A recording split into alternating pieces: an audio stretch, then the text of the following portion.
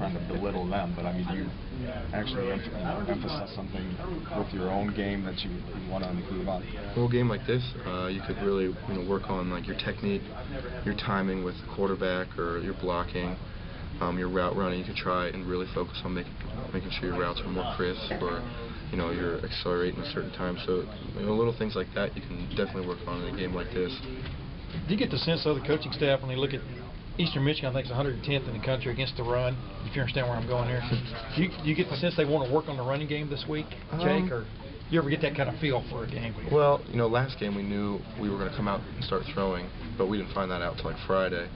So I guess it feels how the coaches feel, how we practice, what they want to emphasize. If it's running, because past 2 games we didn't run it. We ran it okay. We thought we could have ran it better. So if we want to emphasize that, then I think you'll see us coming out running. But as of right now, we're not really sure what we're going to do. What do you think y'all need to get better at when it comes to the running game? I mean, obviously y'all are 16th in the country in total offense. I mean, running wise, you're doing okay. Where do you think it needs to get better?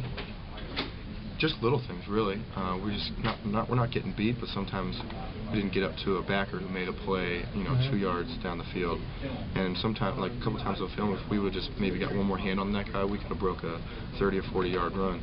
So it's not like a big problem. It's just little things that we got to fix, really. For example, the first play against Miami, I think if Brandon's saying there was one guy, if he'd have beaten him, he might have gone 80 on the first play. Did they replay that play to you guys very much? Or when they watch film, they say, we could have got this, or the running back could have made one more cut, but you're going to have those type of plays throughout the whole game. And like the Miami game, we played 70 plays, so there's going to be plays where we mess up, and the coaches know that. But we got to make sure we keep on improving, so we have less amount of those plays where we mess up.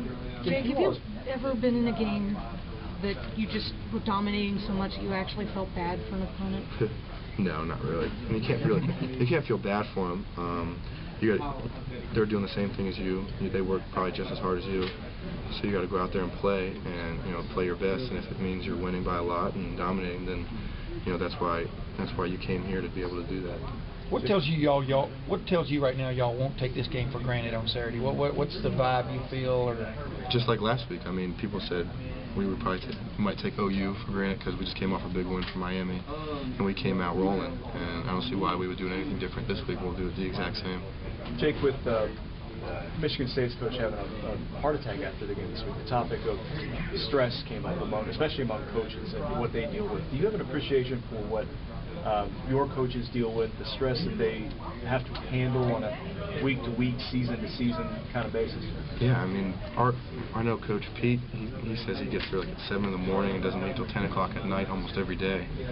And I think that's unbelievable how long they can stay there, and the amount of stress, watching film for hours on end, making sure we know our opponent inside and out, doing that every day for 12, 13 weeks out of the year, and then basically keep on doing it the whole year. I can't imagine the stress it builds up on somebody.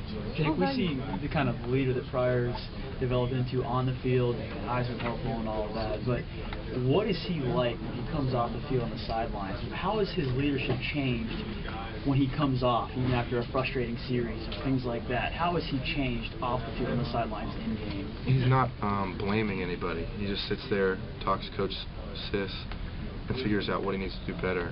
Sometimes we would tell him, hey, we were open there, and he'd be like, oh, no, you weren't, or something. But now he's like, he's grown as a player to know, like, he comes off the sideline, figure out what he did wrong, sit there, talk to the coaches, and just get ready for the next series. Has he been more vocal with you guys, like instead of saying, no, you weren't open that time, just saying, hey guys, you know what, next series, let's go out and get it done? Has he been more vocal like that with you guys after a frustrating series? Well, even after we score, he comes out and says, if like I remember in Miami, they returned the kick. He got us all in a huddle and made sure we got to go out there and score to help our special teams, and just little things like that. You can see him doing that. Even when we have a bad series, he'll come off and say, like, let's go score here. If we had like when we were on the 1 against Marshall, OU, he's like, oh, come on, we're going to have a 99-yard drop, and we'll do it right here. And I think just little things like that have really showed how much he's matured.